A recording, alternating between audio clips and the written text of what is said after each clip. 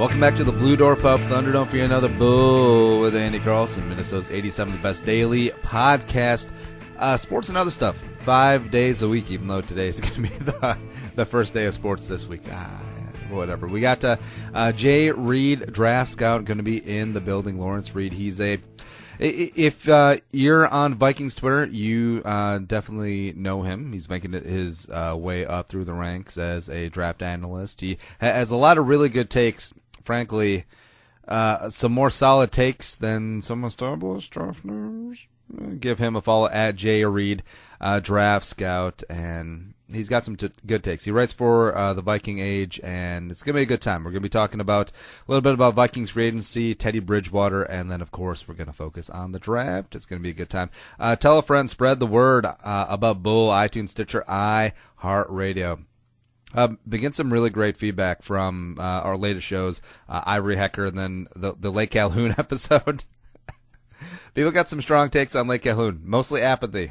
Most of you guys are with me, where it even if they officially change the name, I'm still going to call it Lake Calhoun, because if you polled the average uptown Minneapolis area resident who Lake Calhoun was named after, I would guarantee 97% would not know that it was named after John Calhoun, former Vice President of the United States, basically the constructor of the Confederacy and staunch slavery supporter. But yeah, they probably think I don't know, John Calhoun.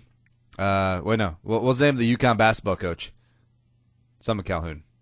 Yeah, was there a Viking named Calhoun? Troy Calhoun? Maybe. No, he was the coach at Air Force. Yeah, that's not going to fly. But something that is going to fly. Oh, you see what I did there? Air Force, that's not going to fly. Fine. Something that is going to fly is AmazonBullshow.co/Amazon. You know the drill. It'll take you right to the Amazon homepage, bookmark the living out of it every time you buy something on Amazon, which I know you do because I know you're out there buying stuff on Amazon. Use our link, use that bookmark, and we'll get a couple nickels in our pocket, and we'll keep on keeping on. All right, let's get a JReid draft scout up in this biznatch.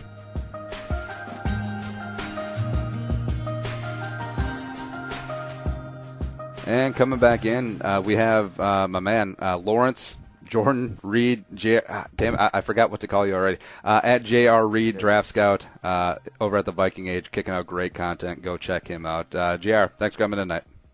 No problem. Thanks for having me, Andy. All right, now, is Lawrence like the actual given name? Yeah, it's actually my first name that I hate to go by because it feels like, well, it sounds like I'm 80 years old when I go by that name. So have you ever seen the movie Full Metal Jacket? I haven't. Oh, okay, because there's a scene in there revolving around the name Lawrence that we're not going to get into because this is a family show. But yeah, listeners, go Google that. Yeah, it's good. But it is draft season. We're getting to it hot and heavy here. Free agency is going to open the floodgates here pretty soon, and everyone's already clamoring for new contracts, including Thielen, including Captain Munderland. But yeah, pretty exciting times. Absolutely. I'm ready to get this offseason started, man. It's a lot of exciting things going on. Two questions. So, A, where are you from? And B, how'd you get into the Vikings? Well, I'm originally from a small town called High Point, North Carolina. Mm-hmm. We're known for furniture. We're the furniture market capital of the world, and that's the first thing I say. And everybody's like, what? That's the only thing we're known for down here. In High Point, North Carolina. But how I got into the Vikings is I was a Randy Moss fan growing up. That was around the time of my childhood. Yep. 1998. I was 7 years old, so I love Randy Moss ever since then. He made me a Viking fan. All right, now, was it Vikings Randy Moss, or since you're down sort of in the area, was it Marshall Randy Moss and then Vikings? It was a Vikings Randy Moss for me. Man. Yeah. Yeah. See, we share that because Randy, I'm a little bit older than you, but Randy was the first player that I watched in college and was like mesmerized, and like my team, the Vikings, have to have this guy. And then it happened, and it was magical, and then it was terrible. Wow. And then he came back. Then he came back, and he was the size of the tight end. And then Brett Favre threw a touchdown pass to him. I'm like, what fever dream is this? Right. I love Randy Moss though. So how'd you get into draft Twitter? Well, it's funny. I started a whole Vikings account randomly because I just wanted to express my opinion about Michael Johnson not signing with the Vikings. I really wanted him. And, Oh, but JR, don't you know that Zimmer has a pipeline to those Cincinnati guys, and they'll all come play for him because they love him. Yeah. So I was arguing with like all of my 10 followers about it at the time.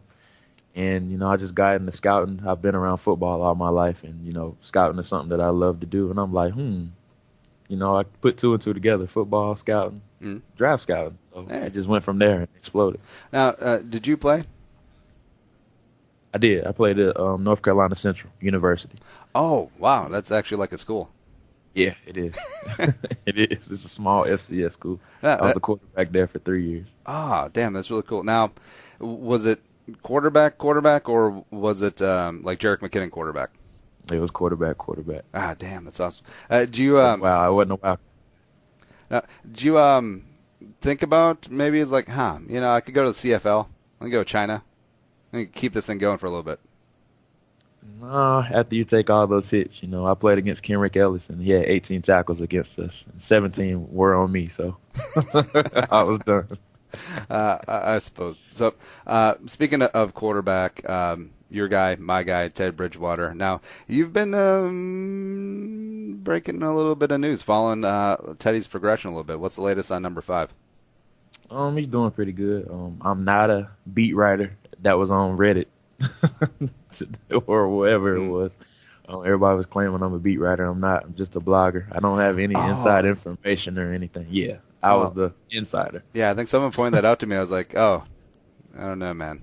But it's funny how journalism, for better or worse, has become a little bit more nebulous. Like people like you, like myself, like just random people on Twitter are starting to develop sources now, and like, we're sort of breaking news. And then I have a feeling that it really pisses off the beat writers. Like off the record, I've been told a couple times is like, I'm a professional, and then some jabroni on Twitter just scoops me on this. Nah, it's not great.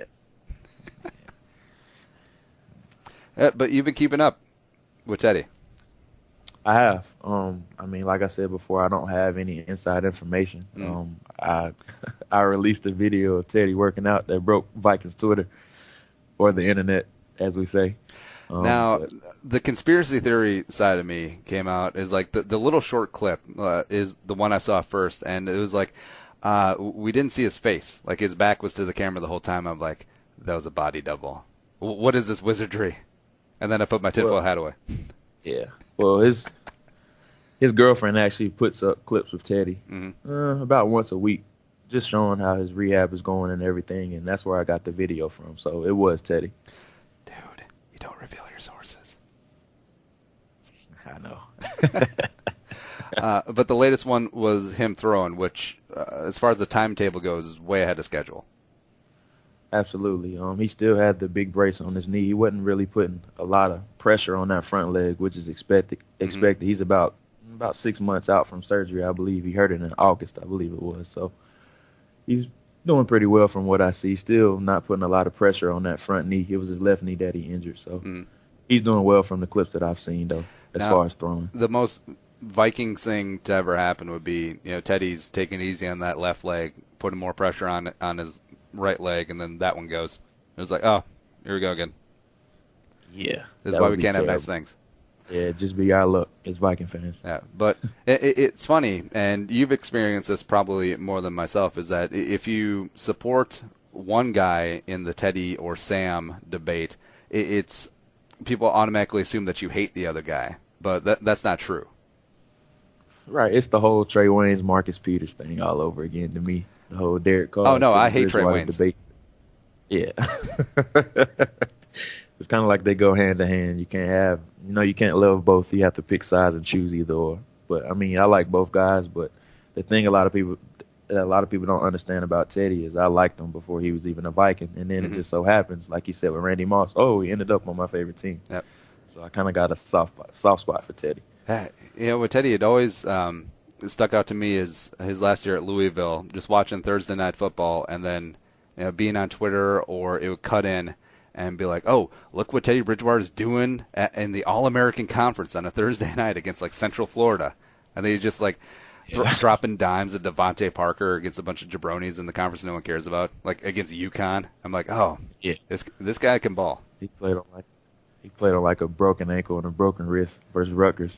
He just went out there and balled.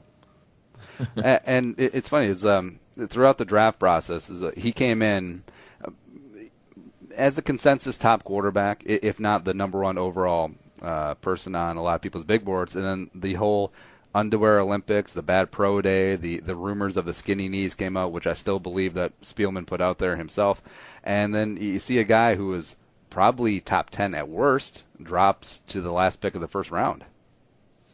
Yeah, it's weird stuff like that happens during draft season. A lot of smart guys overthink a lot of kids, in the underwear Olympics that you like to call it, or we like to call it. It's big media, but it happens in draft Twitter. You see guys pumping up Tom Savage, of all people. Like, people were saying he's the number one quarterback going into the draft, and I'm just like, what? And then Blake Bortles ends up going number 3 overall. So now, but before we get into this hypothetical scenario that we're going to be working out Vikings-wise, who do you think is a candidate in this year's draft to be that guy who just wows them at the combine, wows them at the pro day, and gets overdrafted compared to where he's at now or at the end of the season? Ooh, good question. I would say Mitch Trubisky. No, I'll back up. I'll say Patrick Mahomes. He's the top candidate right now. Trubisky would be a solid number 2. Patrick Mahomes. I'm not big on Trubisky, and I only like Mahomes because of the YOLO factor. I like him with Bruce Arians in Arizona. I mean, that would just be fun to watch. They might not win games, but hell, I don't even care. He's a true gunslinger, man. Because I'm not really blown away by many quarterbacks in this class. I feel Kaiser with the raw physical tools, maybe a little bit. Mahomes with the I saw a great comparison for Mahomes today. Matt Stafford. Yep, that's my exact comparison. Damn. Just one of those gunslingers. Yeah. He can throw it from every angle. He just throws up YOLO balls from sidearm like a submarine pitcher sometimes. All right, so the obvious question is, say Jared Goff and Carson Wentz, where they were at last year, were thrown into this year's draft. Like, where would how would it fall out quarterbacks wise? Like, who would be the top 3? For me, it would be, I was a big Jared Goff guy. I liked him a lot coming out, and he just got to L.A. and he just looked like a totally different player. But I mean, being with Jeff Fisher, you kind of expect that. So 2. For me would be, I say it'd be Kaiser. I like Kaiser a lot this year. He didn't have a good season last year. 2015, he was really good. He kind of was on the downswing last year, but I kind of blame that on Brian Kelly, the whole toxic situation, I like to call it. And Wentz would probably be a solid number 3. I really wasn't a big Wentz guy coming out. I think he had he's a big arm, big white quarterback. Yeah. That goes, one of those, but I thought if he could clean up his footwork, he would be a really good quarterback in NFL. So, yeah, I still don't know. Like, he flashed early on, and then I feel like the league just sort of caught up to him. Maybe he'll pan out, but I still have a lot of issues with the guy who only played 15 college games, and like most of them were against Townsend or schools like that. Yeah. Hey, I actually played against Townsend. Terrence West. Did you get torn up? Yeah. Oh. Or did you ever play Coastal Carolina? We did not. Oh. We did not play Coastal Carolina. That's lame. Jerome Simpson, alma mater. That's the only reason I know. Great player. First down. He was really good. All right. So getting into our hypothetical situation, this is going to be a fun little exercise. So, JR, you and I are going to go through the Vikings offseason. Free agency, we'll talk about guys the Vikings should resign, free agents they should go after, and we're going to factor that into the scenario, and then we're going to head into the draft. Because mock drafts, everyone's putting out theirs. We're on like 17.9 of the mock draft already. But it's so hard to forecast without factoring in free agency. Since it happens first, teams are out there spending money addressing needs, and a lot of their needs get addressed at free agency, and it's going to greatly shift what they do in the draft. Absolutely. I really don't understand why a lot of guys, come out with constant mock drafts. Because it gets clicks. Yeah. All the clicks. That's true. Yeah, you're and then you hear Jay Cutler is going to the Jets, and then you got Mr. Trubisky mocked to the Jets. So, no, Jerry, you're a blogger now, so you got to know about all right, so if I put on a mock draft and I make it a slideshow, that's at least 32 clicks. And it's funny because I do rail against the clickbaity, the slideshow way that sports journalism has gone, but I'm a sucker for a mock draft. I don't care. Like, I know that people throw shade at them, and be like, "Oh, is this mock draft 49.6?" But I don't care. I'll still read it. Absolutely, it's just a whole part of draft season.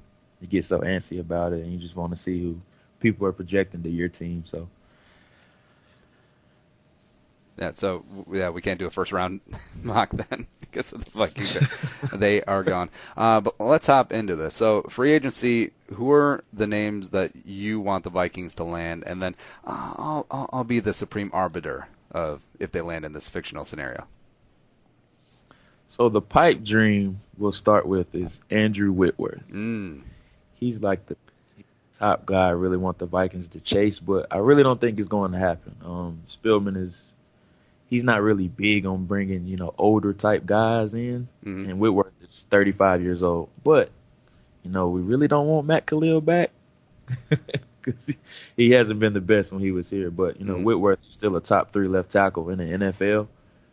And by signing him, it allows him to be that stopgap guy for you to find that next tackle behind him. Yeah, that's why I like Whitworth so much. And yeah, I'm in lockstep with you on Whitworth, and especially if we release Adrian Peterson, which we'll get to next, we'll have the money to throw at Andrew Whitworth, even if it is $13-14 million for 1 year work. And I think Spielman realizes that he's got a short window of keeping this young team together, that they can make a run at a Super Bowl, and you're starting to see that he's making moves against character, like.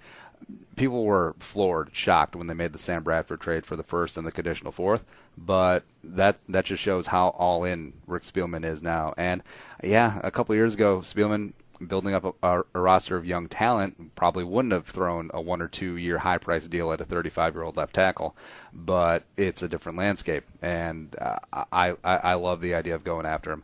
We're signing him. Absolutely. I'll put that down. Andrew Whitworth signed. Adrian Peterson. Decision. Cut. Gone. Let him Man, $18 million just freed up like nothing. It's time. A stroke of a pen, and you save $18 million. Yeah. It's just amazing. Yeah, it is. It is. It's so much you can do with that $18 million that a lot of fans don't really realize. They still think Adrian Peterson is that 2012 guy where he carries the Vikings and makes the team exciting, but the game has really passed him by. That's what I like to say. He's still a great player, but his skill set really isn't what fits the Vikings offense with Pat Shermer. Ooh, fun question I've been throwing out. Who's gotten more play off of what they did in 2012, Adrian Peterson, Matt Khalil, or Blair Walsh? Ooh. I would say Adrian Peterson, just because he won MVP that season. He was really good that season, man. Yeah. I can't take that away from him. He was great. I feel like Adrian's gotten enough out of his career, but Blair Walsh, like his rookie year, like he traded off that for a long time. They're like, oh, he was really good in 2012. Yeah, he did. Yeah, he was really good that year. All right, so we signed Whitworth, we cut Adrian, we got a lot of money freed up, or essentially just exchanged one for the other, but that's fine. Who else out there strikes your fancy? I would say Zeitler, but we can't really afford bringing him in after, giving Whitworth that boatload of money. So I'm going to steal from a division rival. I'm going to go Larry Warford, right guard from the Detroit Lions. Now, I feel like people are really torn on Warford. People from Lions Twitter, they're fine letting him walk, which always concerns me a little bit. But he's definitely got the raw skills there. And, Tony Sparano, maybe he's like, Larry Warford, I love him because he can put a dent in people. Great. Outstanding run blocker. Really, really good run. And the thing I like about Warford is he fits the Spielman MO of, getting that young guy coming off his rookie contract with a lot of potential. So I think that'll really be a guy that they target just because he fits those qualifications that Spielman normally goes after in a free agent. All right, so we got two pretty big name free agents. Well, one big name and then Larry Warford. Larry Warford going to have some competition there, interior lineman. But we got our left tackle squared away for at least a year, possibly two. Who else out there in the free agent market? The last one, Ricky Wagner, right tackle. Oh, so you're going all in on the O-line in free agency. Oh, yeah. We need it. We need it. Now, do you? I don't. Like, Ozzie Newsome obviously gets a free pass for being a great GM, and he's done great things. But I feel like overpaying on Flacco, even though you had to since he just brought you a Super Bowl, it's sort of hamstrung this team in that in consecutive years now, they've let Kelechi Assembly go, and it looks like they're going to let Ricky Wagner go.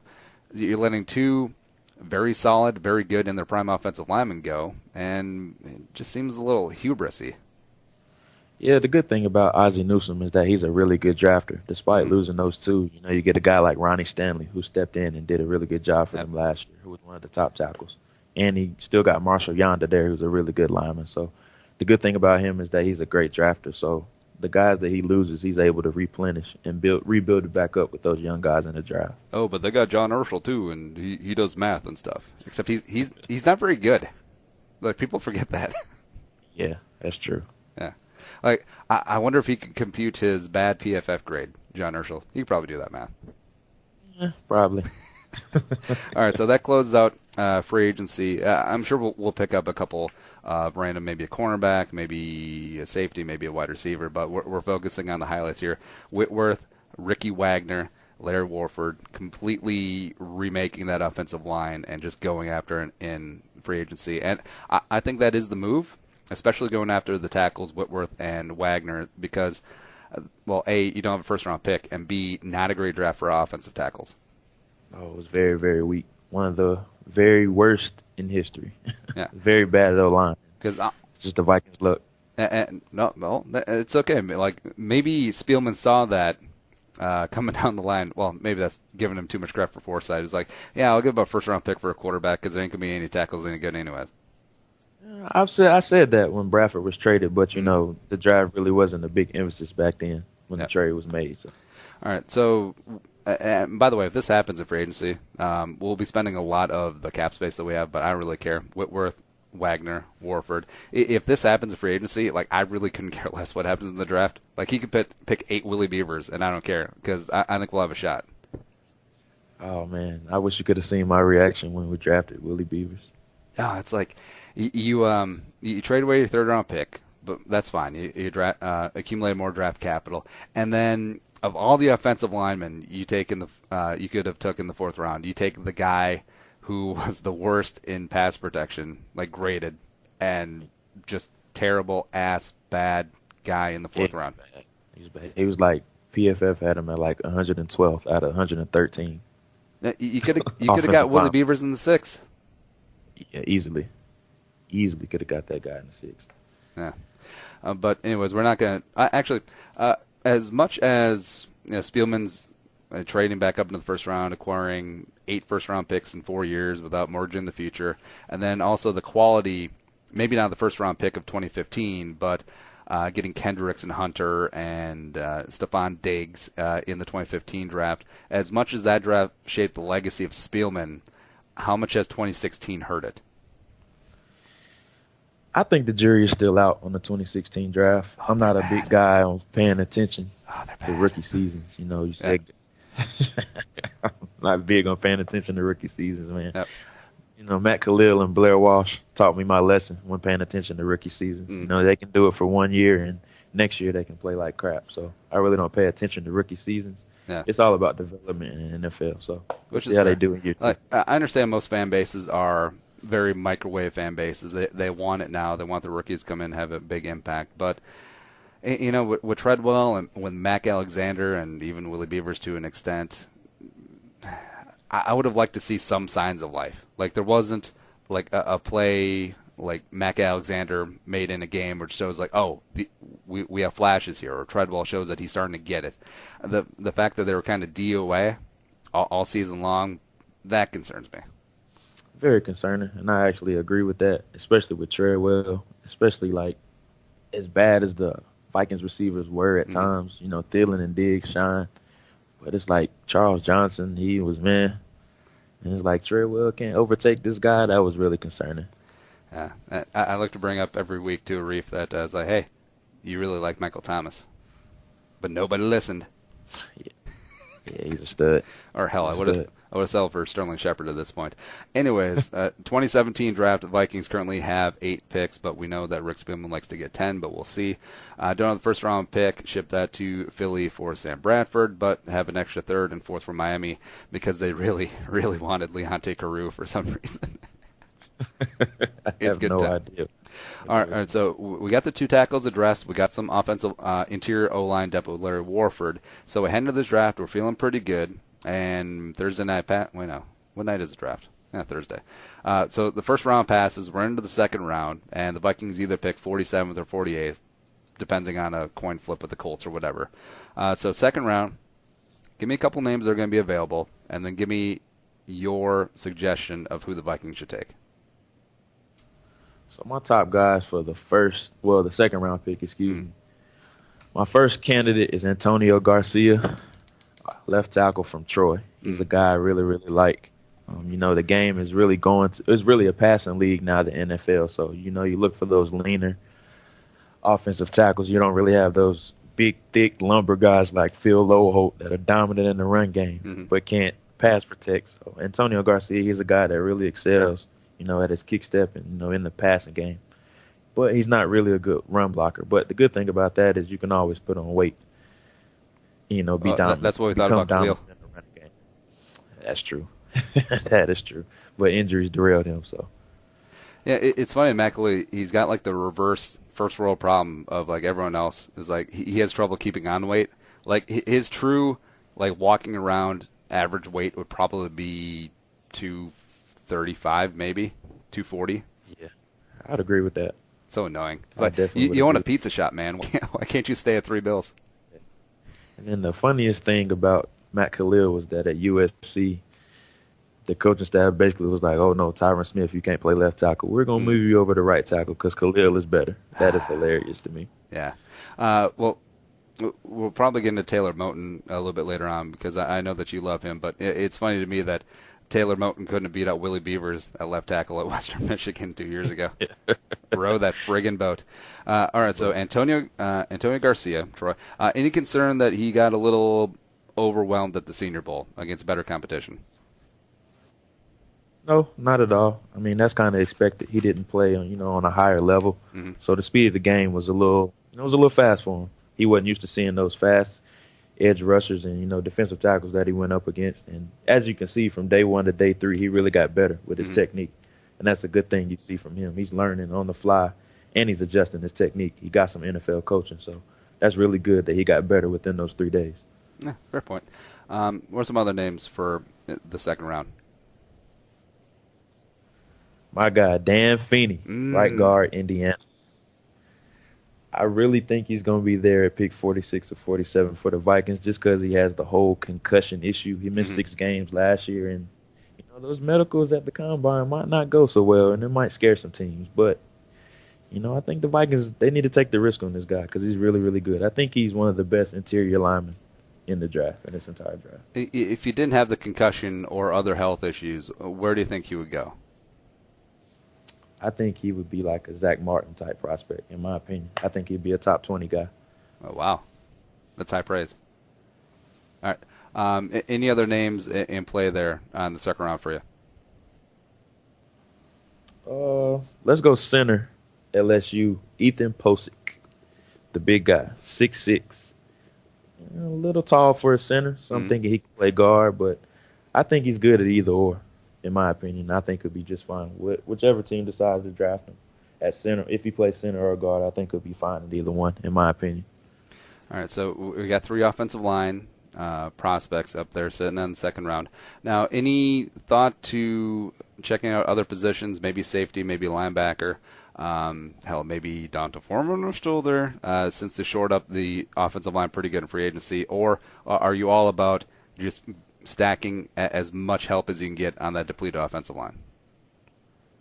In that second round, I really want to go offensive line because it's such a deep running back draft. I think they can not wait to get their guy, but I think they kind of can let the board fall to them at running back. All right, so you're Rick Spielman. You're in the shoes. And Garcia and Feeney and Posick are all there. Who you picking? I'm going to go Garcia. Garcia, ding, Just ding, because ding. I already have Wolford and I have Boone at guard. So there really isn't a place for Feeney. Mm-hmm. Maybe he can play center. I'm not sure. He really hasn't done it before, so I don't know if he can play it. With Garcia, we have that guy behind Whitworth where he can sit back and learn for a year or two and then just slide in for Whitworth once he retires. Man, that's a good plan. I really hope it works out. And I wouldn't minded the Feeney pick or the Posick pick for that matter. I'm like I said from that free agent class, if we're able to just like buy up all those pieces, like whatever happens in the draft, it's just gravy on top.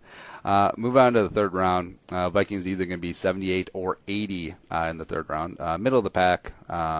Also have that Miami pick coming up later on. So free agency, tons of offensive linemen drafted. Hopefully the future left tackle of the Vikings. Who are you looking at in the first pick of the third round? Yeah, so I like to call this area the athlete area for Rick Spielman. It's really where he likes to experiment with athletes. You got a Jerick McKinnon, drafted a Daniil Hunter. He likes to take risk in athletes in this area. So got a name for you. Tano Passanio, also known as the Villanova DN. Wow. Third round. He's been like shooting up like a rocket. Absolutely. He's 6'7", 280 pounds. Looks like a Greek god. So he is a freak. Like honestly, if this football thing doesn't work out, he could go wrestle WWE. Absolutely. Yeah. He's very, very impressive look in his equipment. All right, now what sticks out to you about him? He reminds me a lot of Daniil Hunter. Daniil Hunter's film wasn't really that great, and his film really isn't that great, in my honest opinion. But what you see is he has all the traits. He obviously has the length to be that great athlete that, Patterson can mold, the Vikings defensive line coach and Coach Zimmer can mold. And, just give him some tools and, teach him some techniques to make him become, that great pass rusher like Daniil Hunter currently is. Yeah, it's funny that through Cincinnati and Minnesota here, we talked about Michael Johnson earlier, but also like Carlos Dunlap, and then you get here with Daniil Hunter. Wherever Zimmer goes, he seems to he does well with the personnel he gets. Like he's done great things with B-Rob and Everson, but there's like a sort of thinner, longer arm, quicker D-end that Zimmer seems to gravitate towards when he's picking guys. That's just the type of guy that he loves. Everybody says, like, this is a Mike Zimmer guy. And I think that's Tano Passanio. That's exactly who I picture as a Mike Zimmer guy. All right, so who else are you looking at in the third round? All right, let's go to running back. Let's go to my guy, Kareem Hunt, Toledo. This is Arif's guy. Arif loves this guy.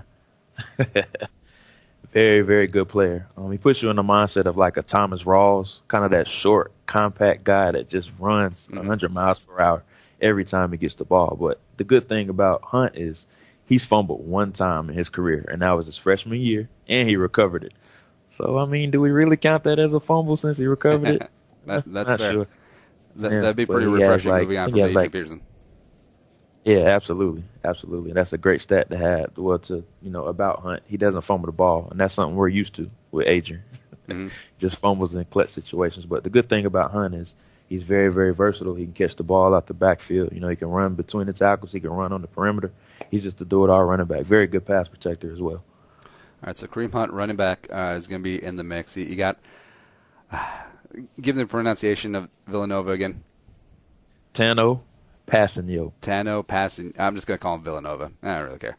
All right, so give me the third guy that you're looking at here for the first pick of the third round.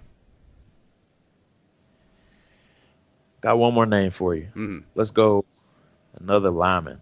Let's go Deion Dawkins from Temple. Ooh. Kind of Deion Dawkins. Yes, sir. Left tackle from Temple. Kind of flying under the radar right now. About 6'5", about 320 pounds. I think he can play tackle or guard, which is a good thing. Because, if he doesn't get it at tackle, he can always slide in the guard. I love linemen who are very versatile, and I think that's something the Vikings really lack outside of Joe Berger. They really have a lot of guys who are just locked into one position. All right, so we got Deion Dawkins of Private Temple. You got Villanova. You got Kareem Hunt. Who are the Vikings going to take First pick of the third round. Let's go ahead and get our running back. Let's go Kareem Hunt. Kareem Hunt, Pride Toledo. Come on down, baby. I like that. Also, was Chester Taylor from Toledo or Akron? I'm not sure. It's a good question. Yeah, because it doesn't really matter. Anyways, you got a bowling ball type running back to pair up with Jerick McKinnon. I think that's going to be a great 1-2 punch. And two guys on the rookie contracts, both third round picks. It's going to be a little bit better than paying one guy $18 million to play 2 downs.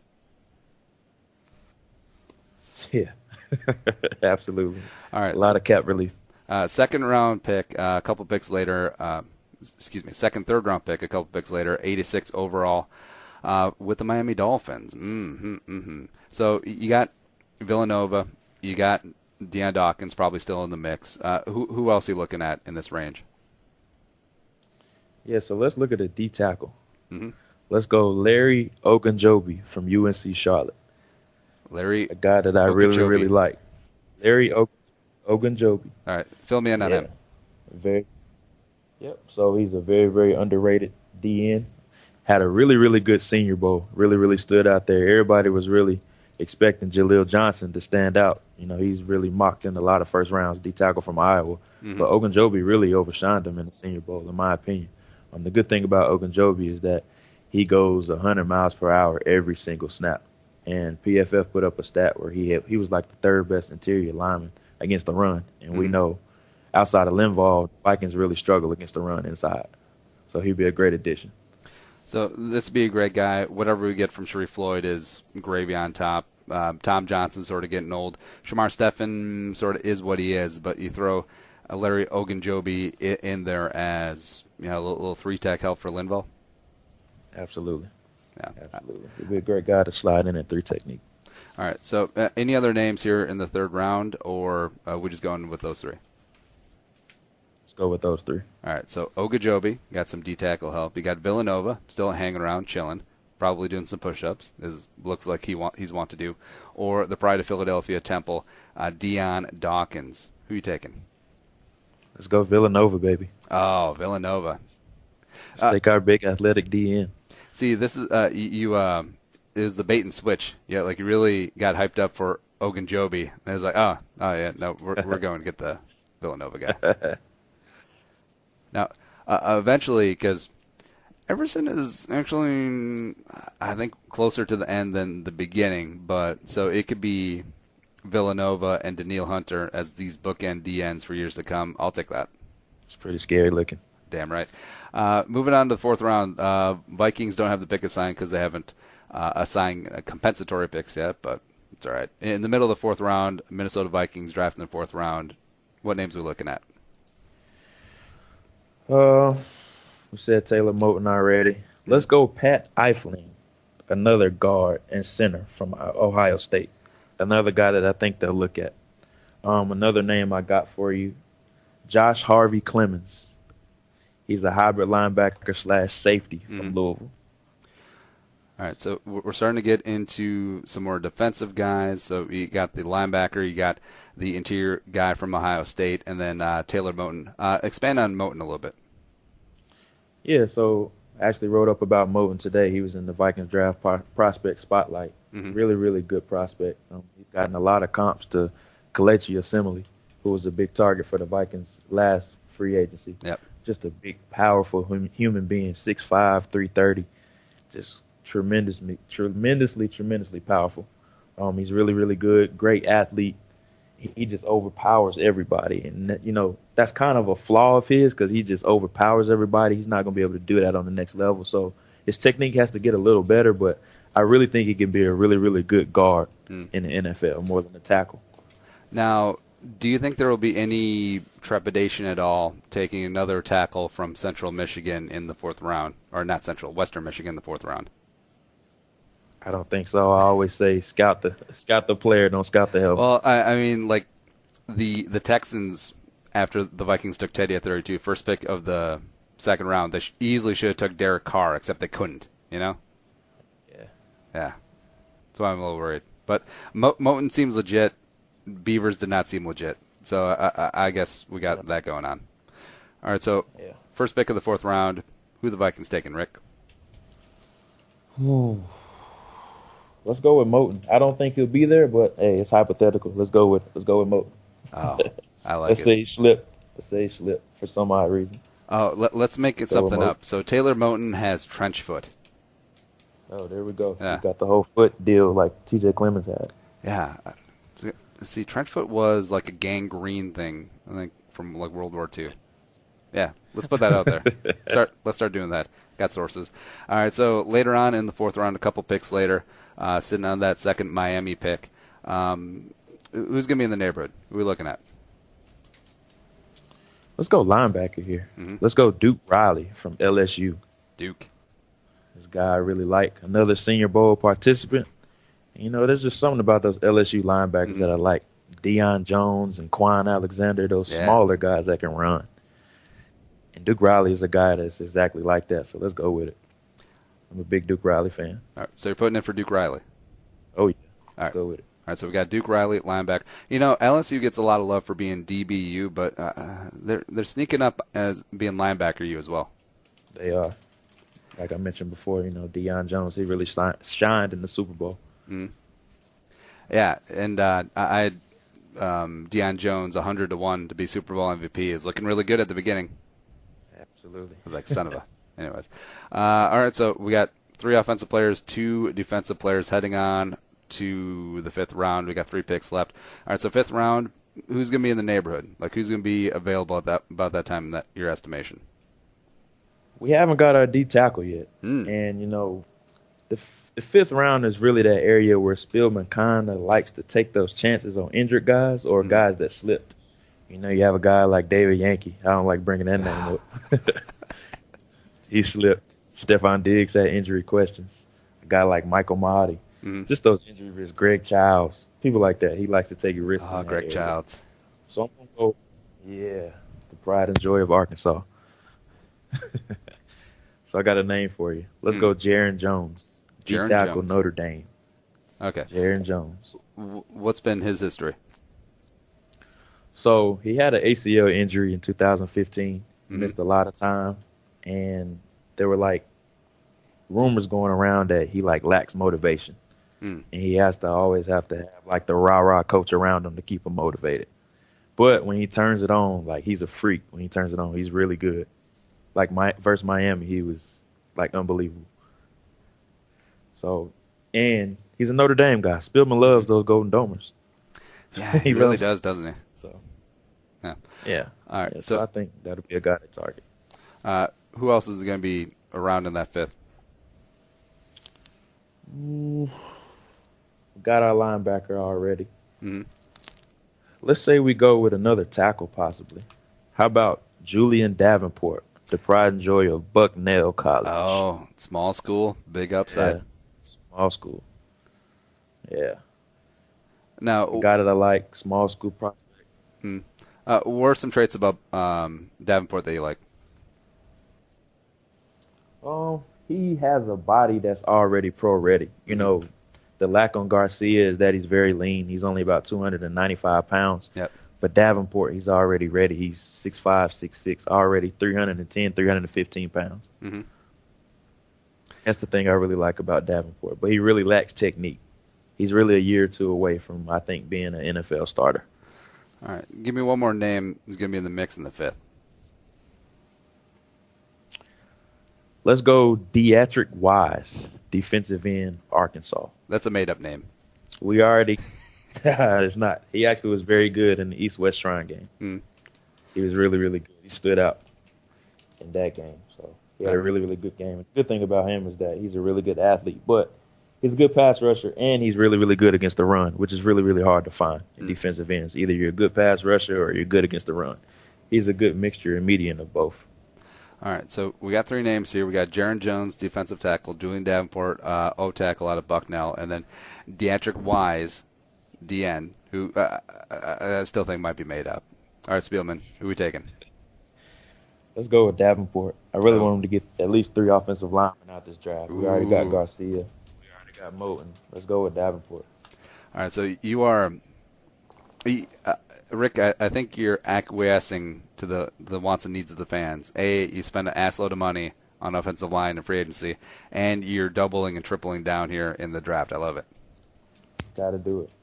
We need an offensive line really bad. All right, to the 6th and 7th round, little lotto ticket area. At least we're not taking Mobo this year, which I still think was a sham.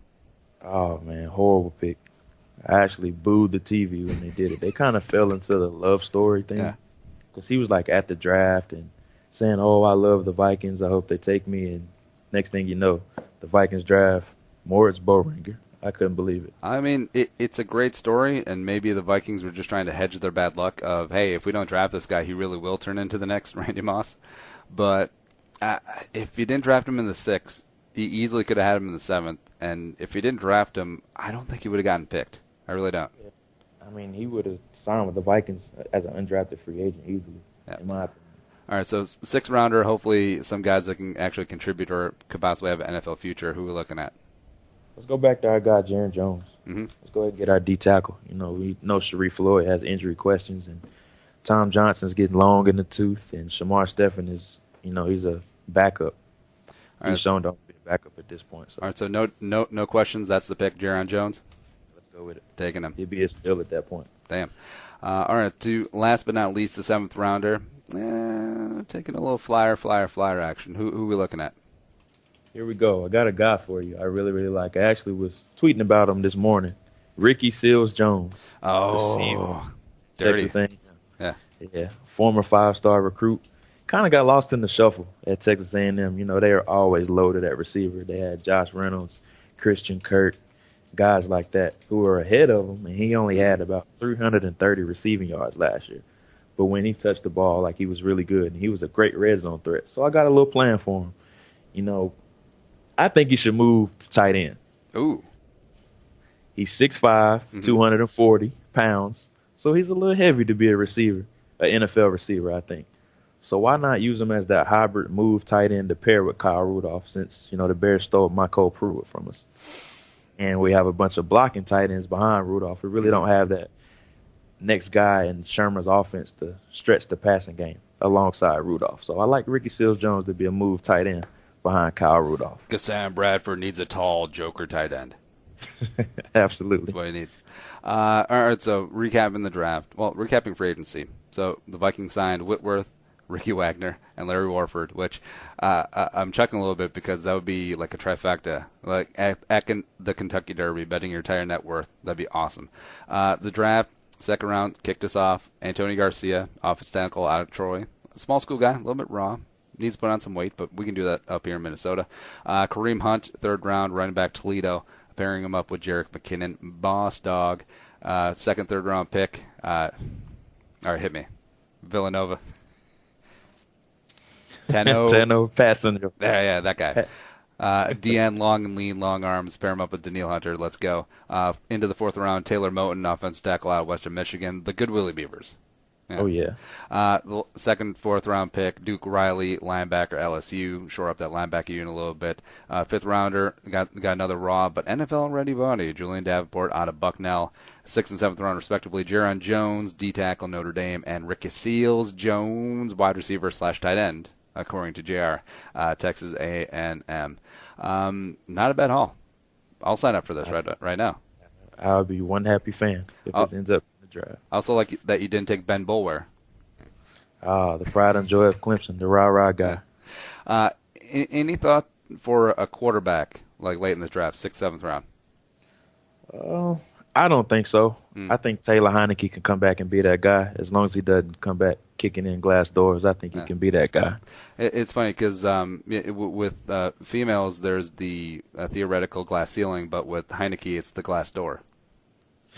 That was like the most shocking and unexpected injury ever. Like, out of all people, Taylor Heineke gets hurt. It's kind of random. It's such a dummy move because also I feel like karma sort of came back and bit him in the ass, because if he had been healthy and had a good camp, good preseason, like he was projected to do, I'm actually a pretty big Taylor Heineke fan, and then Teddy has that injury.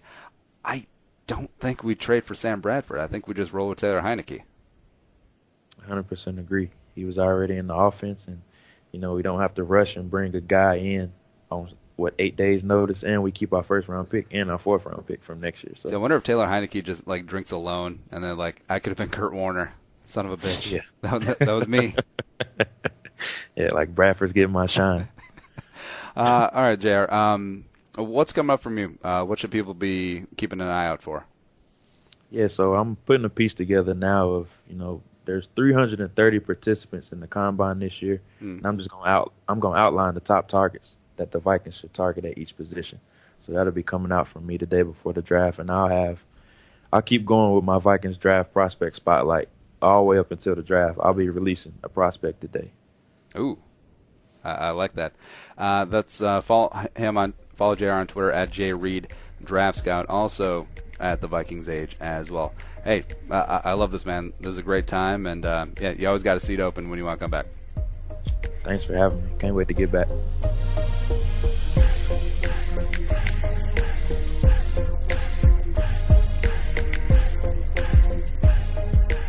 And coming back into the Blue Door Pub Thunderdome, baby. And you still have a little bit of time. You got about a week to participate in February Wingery.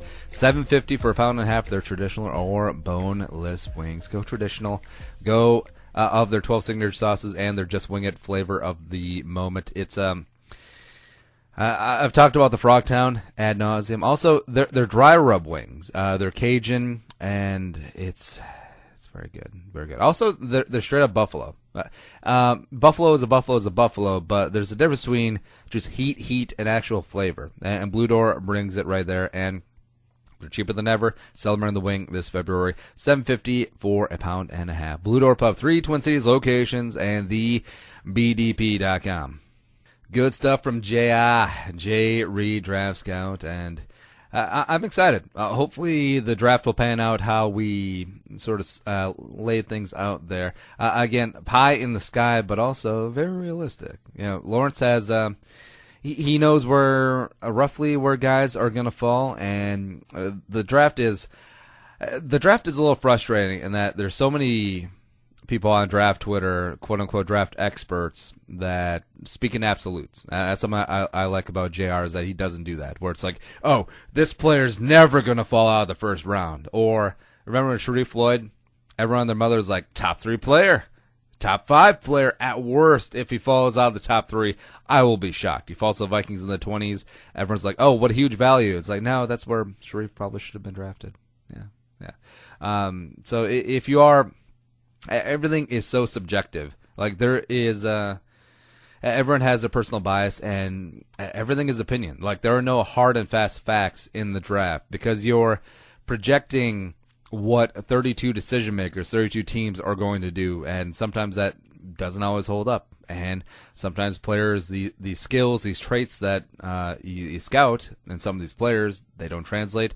Sometimes players surprise you. Sometimes there's other mitigating factors that play into why a player succeeds or fails. It's a very inexact science, and there's nothing more annoying than in a field of inexact science, people who claim themselves to be experts and holier than thou and know more than you and speak as though their opinions are facts. No, get out of here. Ain't nobody got time for that, but JReid is definitely not one of them. Give him a follow at JReid Draft Scout. And check out his work at the Vikings Age as well. We're out of here for today. Talk to you tomorrow. Happy Friday. iTunes, Stitcher, iHeartRadio, YouTube channel, and our Facebook page. We need your thumbs. We're growing up to the top. If you enjoy the show, spread the word. Tell a friend. Let's add some bodies to the Jerome Army, baby. And big thanks to producer Allie for making me not sound so stupid today. But for Lawrence Reed, I'm Andy Carlson saying, and Young. Talk to you tomorrow.